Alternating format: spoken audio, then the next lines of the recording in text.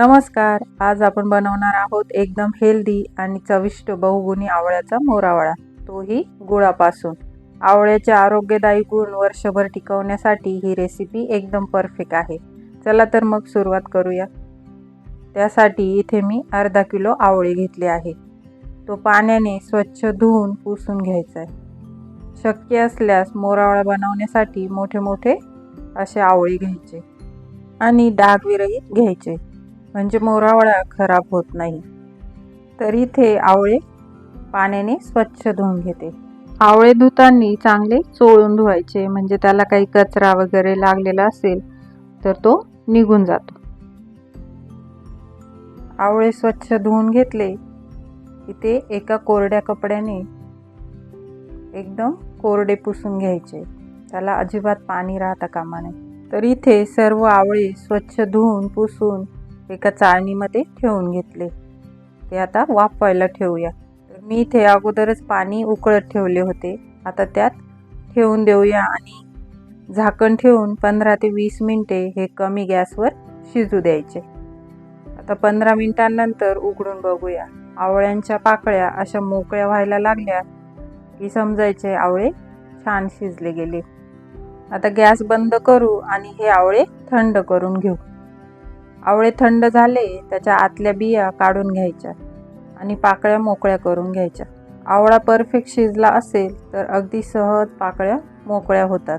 आवळा खाल्ल्यामुळे पचनशक्ती सुधारते, रक्तशुद्धी होते, हाडे मजबूत होतात, प्रतिकारशक्ती वाढते आणि डोळ्यांसाठीही फायदेशीर आहे.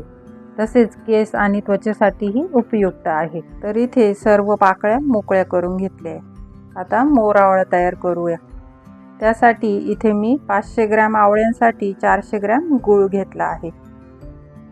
कढईत मंद गॅसवर असाच पातळ करून घ्यायचा, म्हणजे फोडीमध्ये चांगला मिक्स करता येतो आणि आवळ्यांच्या फोडी तुटतही नाही. गूळ कापून घेतला की लवकर वितळतो, त्यामुळे शक्यतो कापूनच गूळ वापरायचा. किसण्याची वगैरे अजिबात गरज नाही आहे. छान असा गूळ वितळला आहे, एकदम पातळ असा झाला आहे. यात आवळ्याच्या फोडी घालायच्या आणि मंद गॅसवर हा उकळवायचा आणि मध्ये मध्ये 5-5 मिनिटांनी हलवत राहायचा. तुम्ही गुळाऐवजी साखरही वापरू शकता. प्रमाण इतकेच घ्यायचे साखरेचेही. आता सुरुवातीला जरी घट्ट वाटत असला तरी जसजसा गूळ आणि आवळा एकत्र गरम होईल तसं तसं तो पातळ होत जातो. आता 5 मिनिटांनंतर तुम्ही बघू शकता सुरुवातीला घट्ट होता आणि आता थोडा पातळ व्हायला सुरुवात झाली आहे.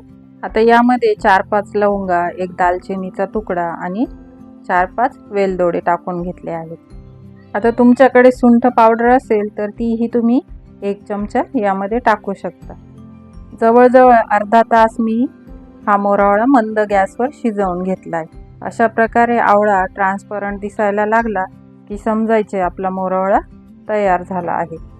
आता या स्टेजला गॅस बंद करायचा आणि हा मोरावळा थंड करून घ्यायचा. आता जरी पातळ दिसत असला तरी थंड झाल्यावर घट्ट होईल, त्यामुळे खूप जास्त ओव्हरकुक करायचा नाहीये, नाहीतर पाक कडक होईल. आता 2 तासानंतर तुम्ही बघू शकता घट्टसर असा पाक तयार झाला आहे आणि मस्त असा गुळाचा मोरावळा तयार झाला आहे. सुकलेल्या स्वच्छ बरणीत भरून ठेवायचा. त्या अगोदर बरणीला हिंगाची धुनी द्यायची, म्हणजे मोरावळा जास्त दिवस टिकतो, अजिबात खराब होत नाही. आवळा हा इतका गुणकारी आहे ना, असं म्हणतात 100 आजारांवर रामबाण उपाय आहे. त्यामुळे रोज एक तरी आवळा खाल्ला गेला पाहिजे. पण आपल्याकडून ते शक्य होत नाही, म्हणून असा मोरावळा एकदा तयार करून ठेवला की वर्षभर आरामात टिकतो आणि जेवणाच्या वेळी किंवा असाच तो आपण रोज खाऊ शकतो. चला तर मग ही रेसिपी तुम्हाला आवडली असेल तर व्हिडिओला लाईक करा, चॅनलला सबस्क्राईब करा आणि रेसिपी नक्की ट्राय करा. भेटूया पुढच्या नवीन रेसिपीसोबत. तोपर्यंत मस्त खा, स्वस्त रहा.